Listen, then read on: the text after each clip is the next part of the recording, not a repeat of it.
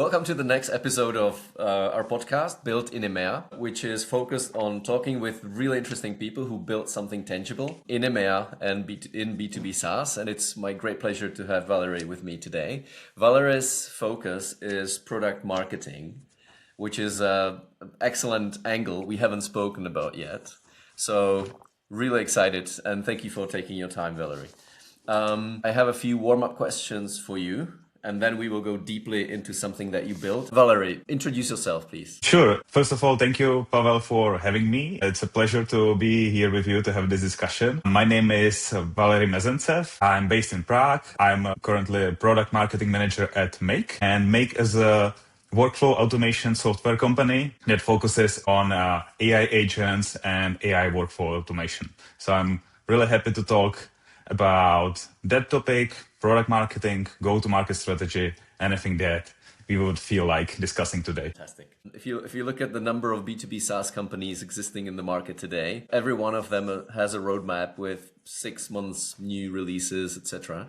What is the number one reason why product launches fail based on your experience? I would say two reasons. One reason, more obvious, more straightforward one, is that oftentimes with big launches, it's very tempting to feel overconfident about your success, about your feature and your product being the best, that you only focus on the day of launch and just hoping that once the day comes, everything will click and it will be immediate success. But the part that can be a bit neglected is pre-release phase, pre-launch phase, where you validate and you actually prepare, you test your angles, your ideas, your approach. So you work before the launch to make sure that once you launch it, it's not a question of yes or no, it's just confident launch. But the second part is that sometimes, of course, it's even more tempting to focus on launch as the end result. So yeah, we did a launch, we received a positive reaction on LinkedIn, and that's it, that's a success. But what's more important is understanding what is the business metrics that you want to drive. And that's actually what is showing whether it succeeded or not. So ship fast and fix later, or really invest in preparation before the launch and get everything right? Yeah, I think this question is even more important right now than ever, because ship fast is easier than ever thanks to advancements in AI and AI coding agents, etc. I wouldn't say that there is a clear yes or no answer. I think it depends on what your company is best at, and also what works best for your specific target audience. Of course, right now, we are moving more and more closer to shipping faster than waiting longer. I think it needs to be also ingrained into your DNA or your company that you are actually able to ship fast and iterate fast. And your audience is also able and willing to forgive you if not everything is perfect from the day. Getting ready for the next the next version being better, but actually accepting that the first version is not perfect, and that can be very different audience to audience. Exactly. Some, let's say, large enterprise customers, they might not feel real well about this approach. They are willing to wait a little bit longer, but expecting already finalized, polished, tested, well-working solution.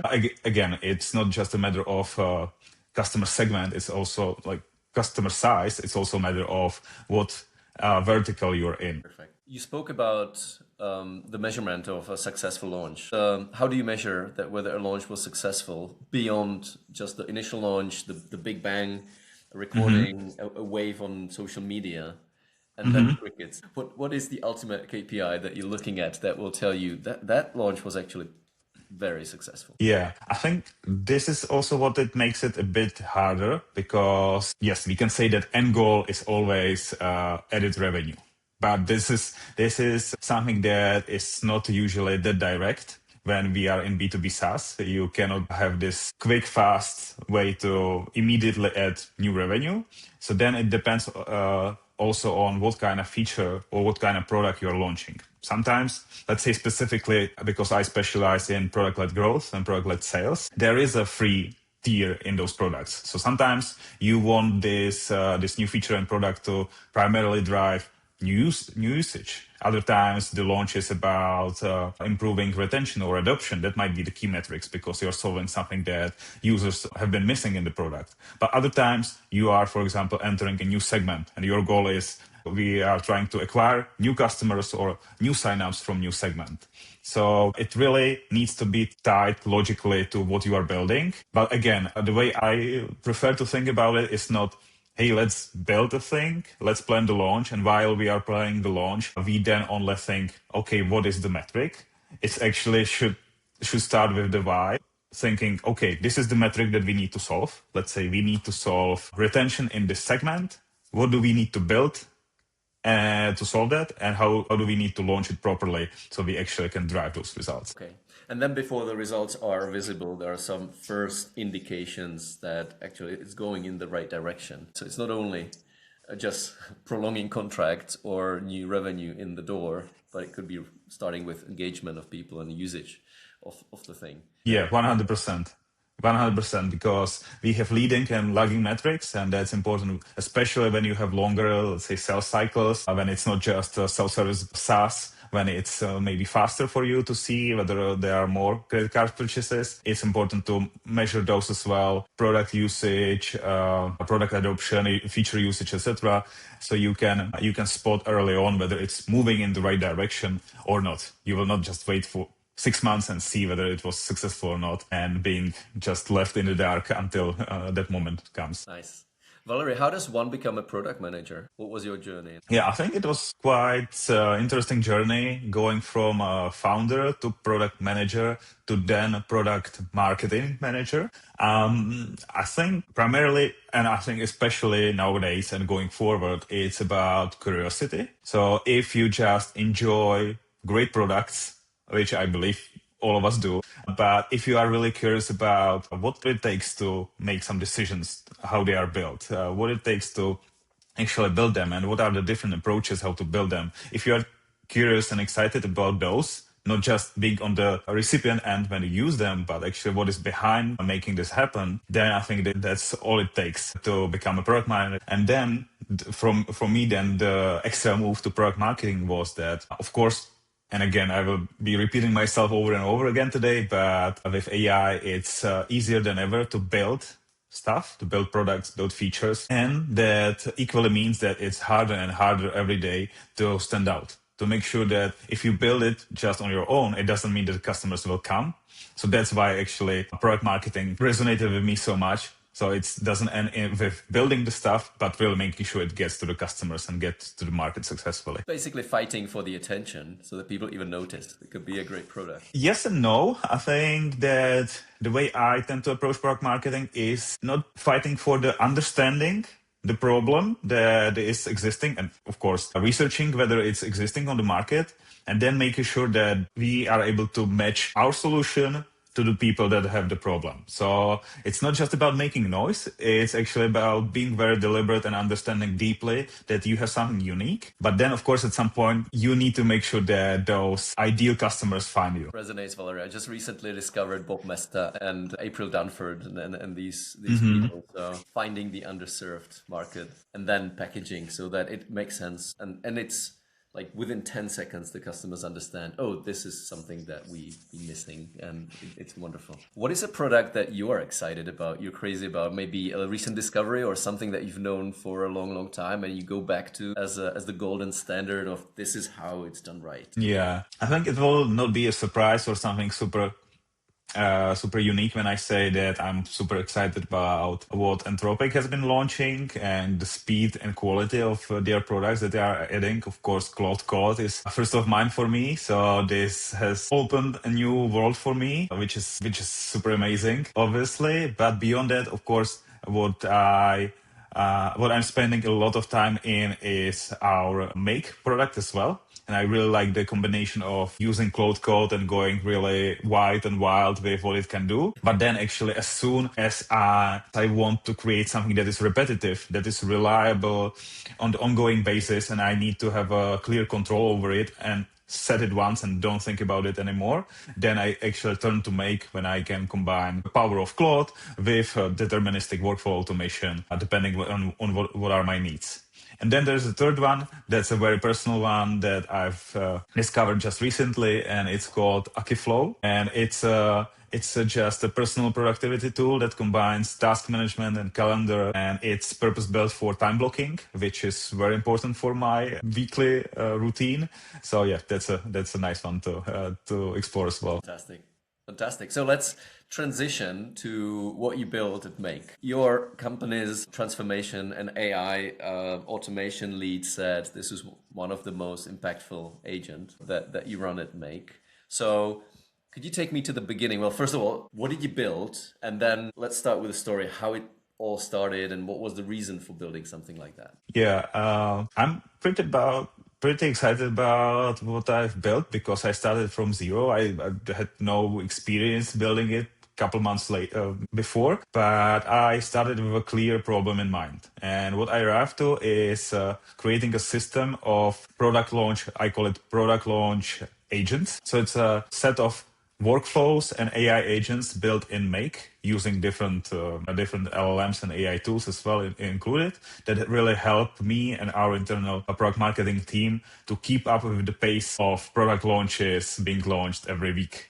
So that's something that really is right now super important for our team because it all started with myself joining the company to help manage the load of product launches that are happening in Make. But clearly with the pace going up and up, faster and faster, we were looking for ways how to actually make it scalable and more sustainable and more realistic to achieve. So that's why I started building product launch agents. So the problem defined in the problem terms, what was the definition at the beginning? The problem was very clear. It was just that we have so many super cool, super exciting features being built and released, and our internal product team just couldn't keep up with it. And we got as the scale grow bigger and bigger, we were more and more stuck. I mean, as product marketers, we were stuck in doing repetitive manual work again and again and losing time and losing to focus on more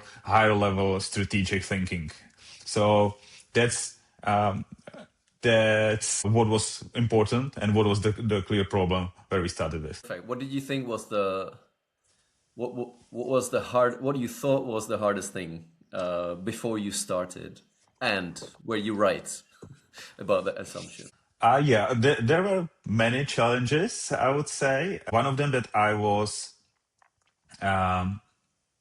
expecting. It was a really interesting shift of how I think about product marketing is actually that in order to create a system, create agents and a relationship between them to actually for them to start working properly. Of course, it's not just about connecting them in between. It's creating AI slop for our product marketing. So the absolute number one priority was we need to find a scalable way using Make workflows and AI agents while maintaining the same level of quality. So in order to do that, I actually had to completely shift the way how I think about it, trying to reframe and capture the frameworks, the thinking, my best practice that I use day to day when I'm doing launches manually to create some kind of repeatable frameworks or repeatable context and repeatable prompts for the system so they can do it themselves with the good enough quality.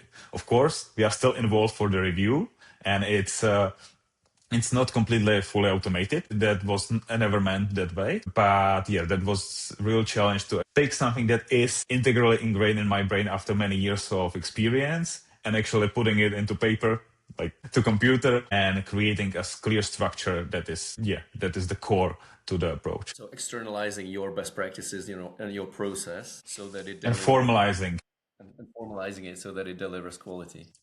Yes. I mentioned there was a LinkedIn post about this from the leader, and they mentioned mentoring one-on-one. Did you reach out to anybody to help you build that or to guide your thinking into what is possible, or how did the mentoring work? Yes, that's actually one of the amazing things at Make is that at Make we have our internal team of automation and AI specialists, and Sarah, who posted this LinkedIn post, she leads the team and she's doing a really amazing job. And as soon as I had this clear problem defined that I need to solve, that had a clear business benefit for our company, and especially not just for myself, but for the entire team, then it was just completely natural for us to connect and start our weekly mentoring session. Because where I was starting at with the process is that I have my product marketing and product launches deep experience. I can do it manually, but I was a beginner into how I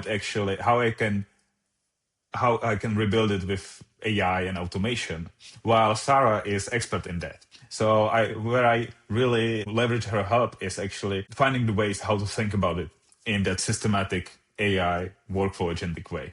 So that was really nice because I was coming in with my manual expertise and she was opening my mind with how it can be solved systematically. How long did the whole thing last, and how many iterations of the agents did you build before you saw, well, actually this is producing really good results, reliable quality? I think what made it all much easier, and also it gave me absolute confidence that this is very much achievable, is that at Make and in other companies, myself and other PMMs, it's already an absolute common standard that we use AI chatbots when we are working on our product launches or on product marketing. So ChatGPT, Gemini, Claude Chat. This is something that we use daily every time.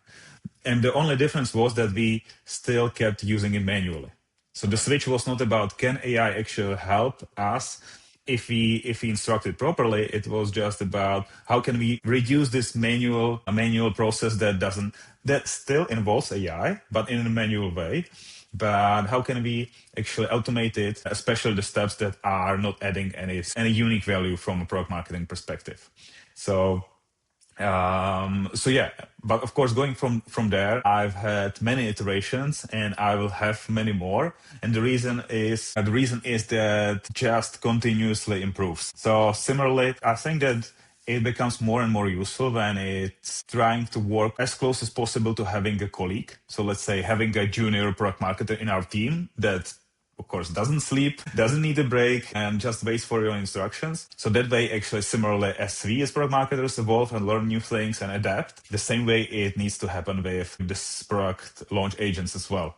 And of course, there is a never-ending backlog that I have with ideas of how further it can improve and how many more actually manual work it can capture on our end. So continuous discovery and delivery process. That's so cool. Have you measured any of the early indicators? Is there like this much time saved, or how did you see that this is so promising? What was the metric? Yeah, I think right now we don't do any hard measuring because I don't think it will change our approach, because also we need to acknowledge the fact that AI models get improved almost every week, every month. So this is also us already getting tons of value from what we are building, but also we are building towards the future where we know that it will only get better and better. Then also, of course, already now, especially with smaller launches that are totally fine with a more repetitive approach, and they don't need that much individual care compared to huge tier one launches. For those, I already save at least 50% of time when working on it. Sometimes it just, with some launches, it even cuts the time that I need to spend on manually to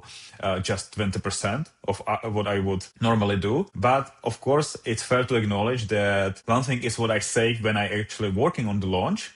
But the other thing is times I'm spending on building and improving the agents. So we need to be completely honest in there. It's also something that we need to count in as well. Yeah, sometimes actually I spend more time working on launch because while I'm doing that, I'm improving the agents with the benefit of, yes, when I fine tune it, we are able to grow and scale our team as well.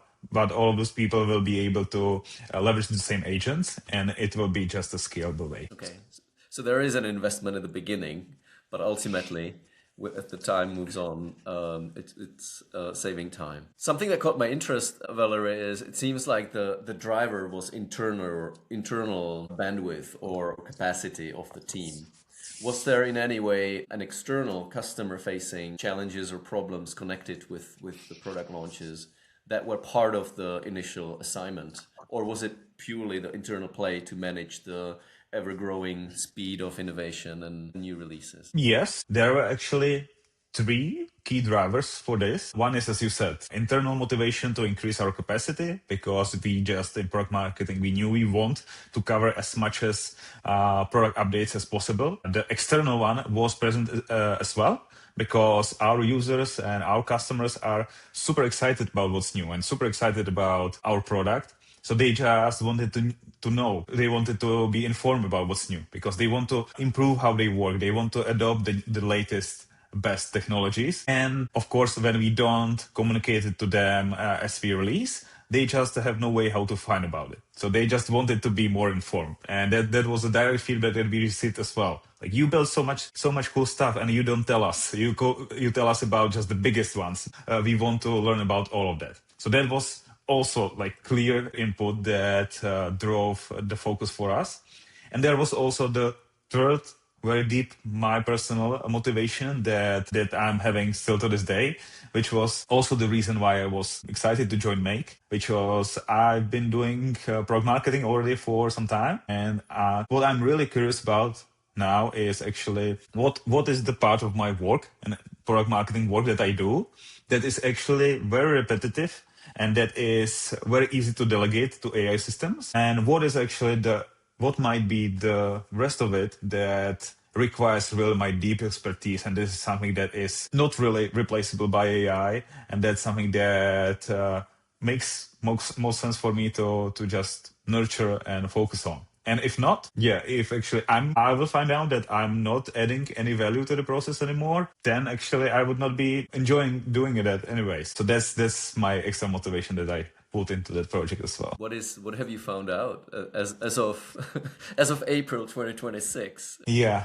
I think that at least still, but I believe it will remain this way as long as our customers are people, not AI agents. The super unique value is and will remain this like human touch and personal feeling, because of course AI can create you different kinds of copies, sales enablement, etc., whatever you want, whatever framework you want it to follow, etc. But still, at the end of the day, I and we in product marketing are always the ones that have this sense for it. What is right? What is wrong? Hey, right now we need to take a different approach, or right now we need to communicate it a completely different way. This like those subtle things that right now is very hard to codify and formalize into some generic rule.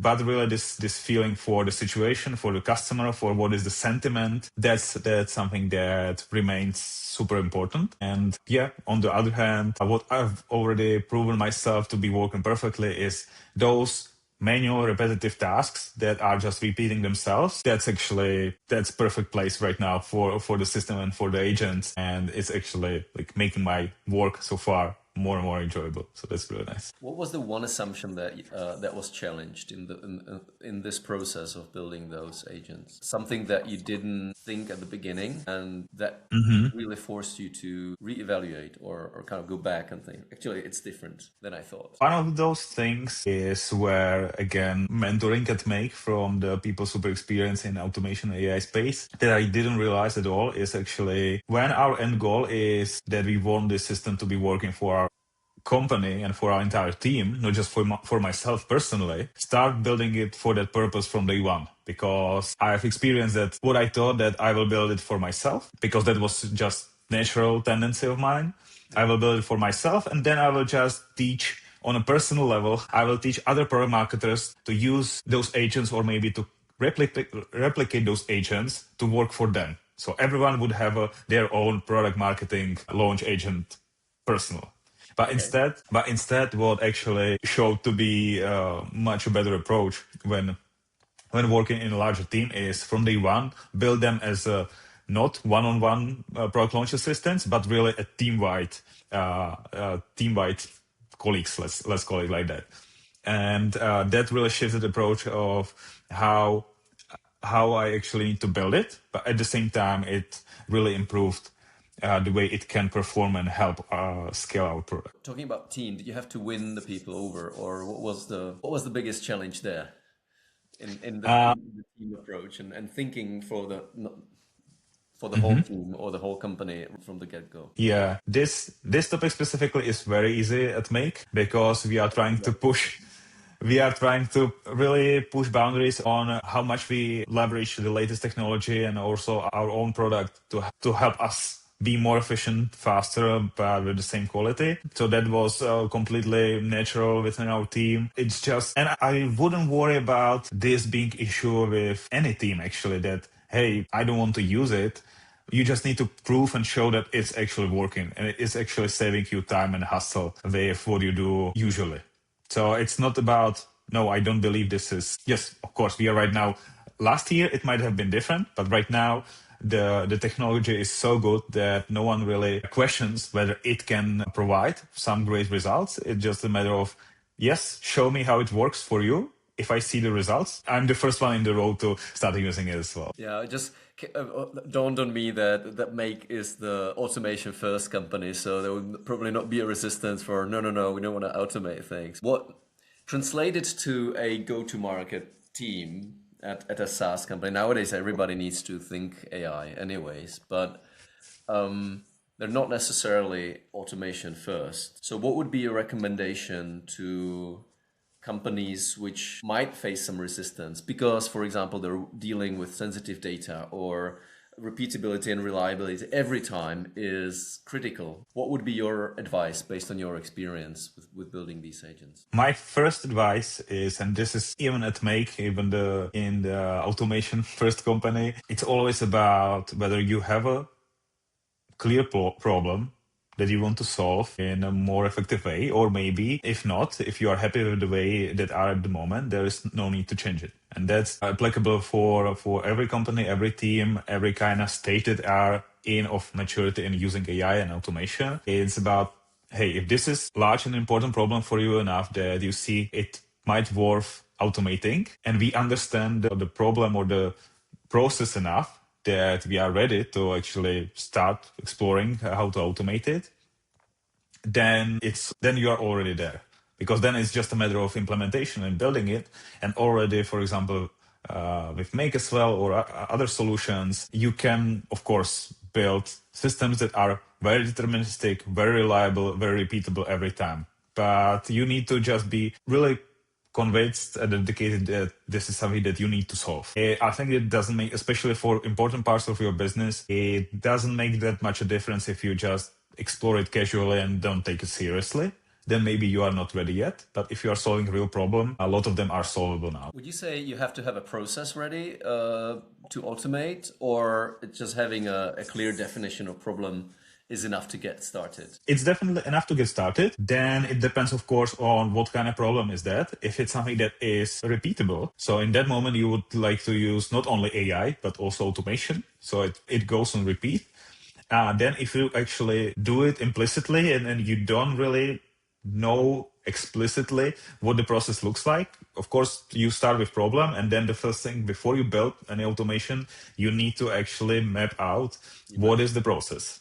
So that's the important part. But yeah, always you start with the problem and you go from there. And that's actually completely natural, and it's also different in different industries or different companies. That in some cases, like in my case, it was very easy to take a pause for longer to really understand, hey, we do it, it works naturally, but it was not designed as a process. It's just human-led, and we right now need to look on the inside and understand how it actually, what the process looks like. But you always start with the problem. Okay. Well, my understanding is that sometimes, and that comes with experience and the number of years in the business, sometimes you know what kind of problems you're solving and what is the solution, it just repeats. So then the automation is kind of, it offers itself, and you get really excited with all the tools that exist nowadays. But what about a new person on the market or an unknown problem where you don't have that experience, or you don't really know how to do it well, if I'm clear with my question? Do you see like putting like these tools putting new entrants to the job market at being at a disadvantage, or is that a false fear and actually it's a question of really looking at the data and doing the steps, and the tools can help you figure it out faster?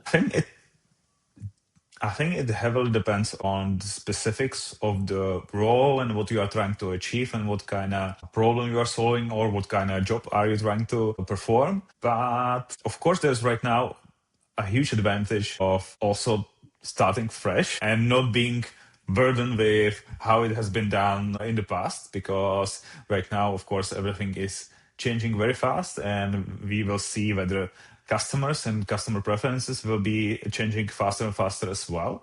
So actually, it's totally a problem or some kind of task or some kind of challenge for them to solve with their fresh mind and those new AI native tools. They can approach it very differently and achieve even better results.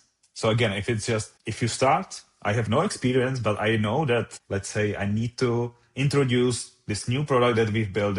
We have new startup. We need to promote it. We need to get our early customers in. I've never done it, but I have a bunch of super great tools that are newly available. There is a high chance that you will find a way actually how to leverage them in a very unique, different way that will help you achieve the goal. Okay. Okay. But again, I would say that in that moment, this will not be a process automation that much. So it's not just you have a process and you are trying to make it more efficient. It's about being able to do some type of tasks or work or approach it differently because you can automate some stuff or you can use AI agents or AI to help you. So let's say you are not super clear what you are doing, but you have a cool... Did you notice you approach your personal life slightly differently with this experience of automating and removing the manual, no added value tasks? Yes, definitely. It has shifted the way how I see things, even in personal life, and definitely there is no way coming back because as I'm removing some of the repetitive manual tasks at work that I've just never enjoyed.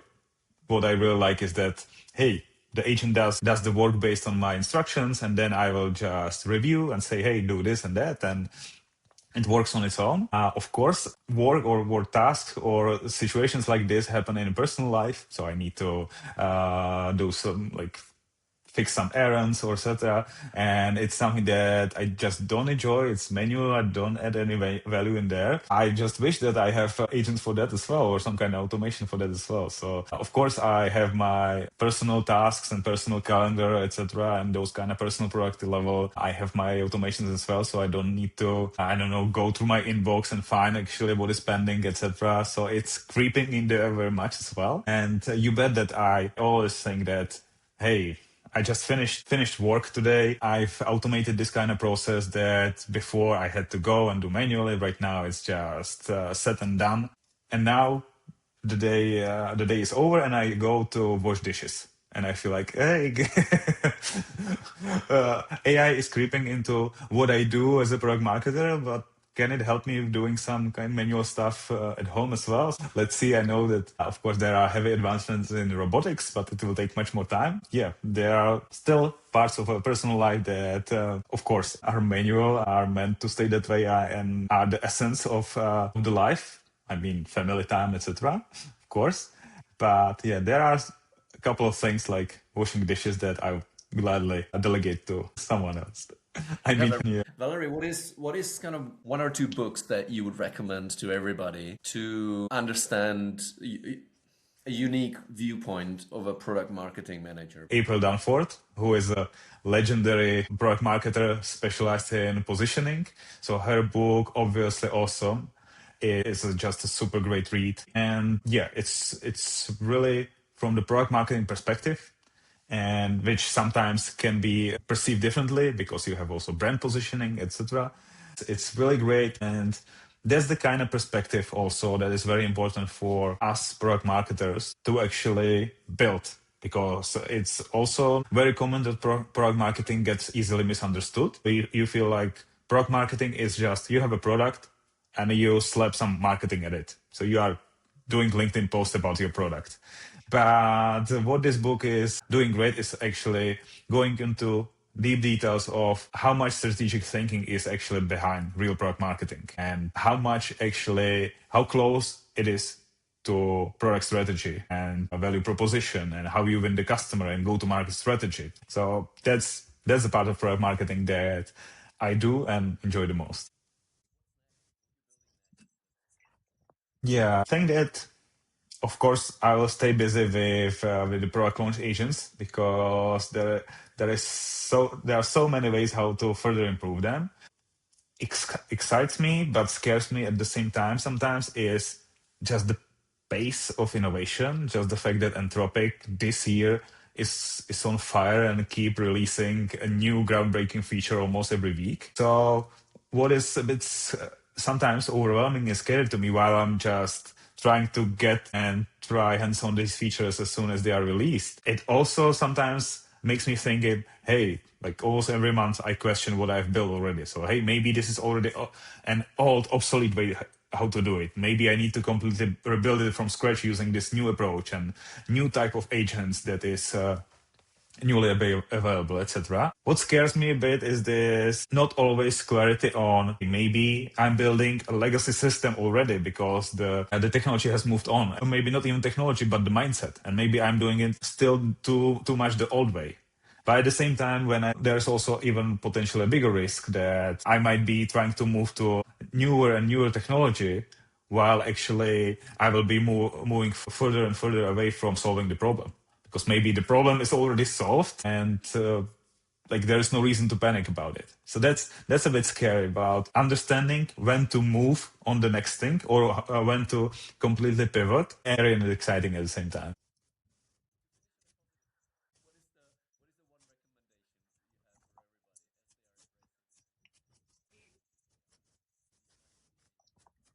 For some reason, if it doesn't feel right for you, if it doesn't click, you feel like you need to push hard yourself to do it because everyone is doing it and you are not in that space yet. I think that right now, today, I would say that's actually not a bigger deal. Don't worry, because everyone is pushing the narrative of if you are falling behind. You need to keep up with what's new, otherwise you are falling behind. But already, like this year, we've seen that the technology is evolving so fast. Is that with the new approach, you actually might not even need to learn how the previous approach worked. So you don't need to worry. That's a wrap on today's episode. I'm Pavel Novák, and this was Built in EMEA, go-to-market operator stories. If something landed, share it with one person who's building right now. They'll thank you. See you next time.